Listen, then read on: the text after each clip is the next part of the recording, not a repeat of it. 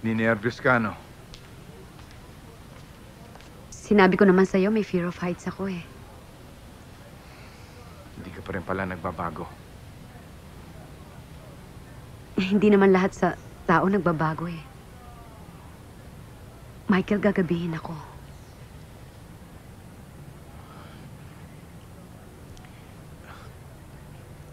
Isa pa, paakyat.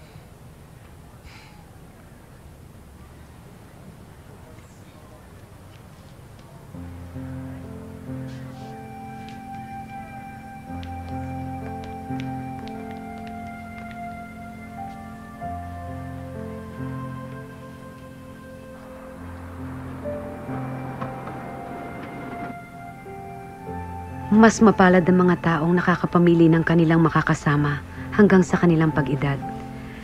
Kung hindi nang himasok ang mga pangyayaring wala sa aming kapangyarihan, asawa ko na sana ngayon si Michael.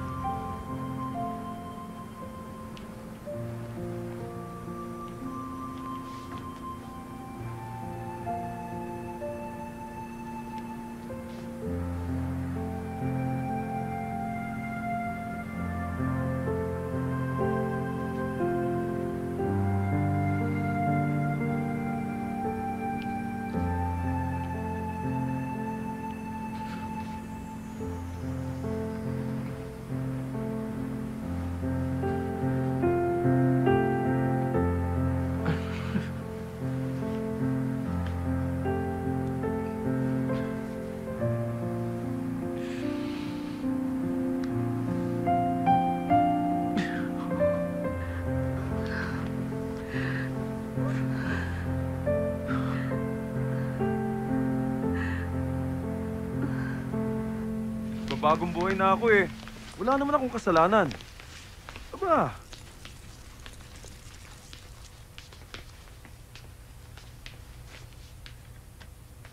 Anak ako ni Lydia Chongyang. Nasaan siya ngayon? Nawawala ba? Dapat lang. Eto. Kung may alam kayo, sabihin nyo na. Walang hiya rin talaga pamilya nyo, no?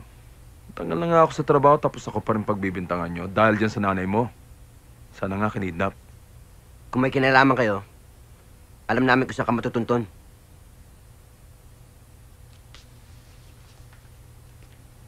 Oh. Sige na! Si Professor Paredes, nag-uulyanin na. Pero tuwing lumilinaw ang isip niya, lagi niyang binabanggit ang pangalan mo. Samahan mo ako sa kanya. Pero mas maganda kung makaka-attend ka ng grand reunion ng batch natin next year.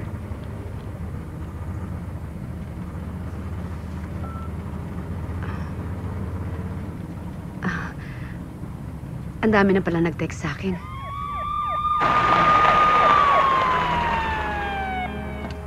Ned, get him!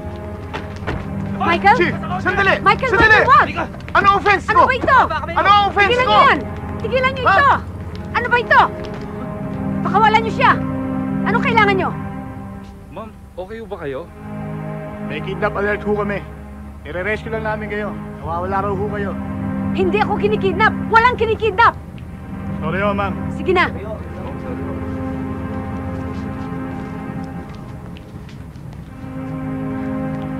Okay ka lang, Mike? Putris na.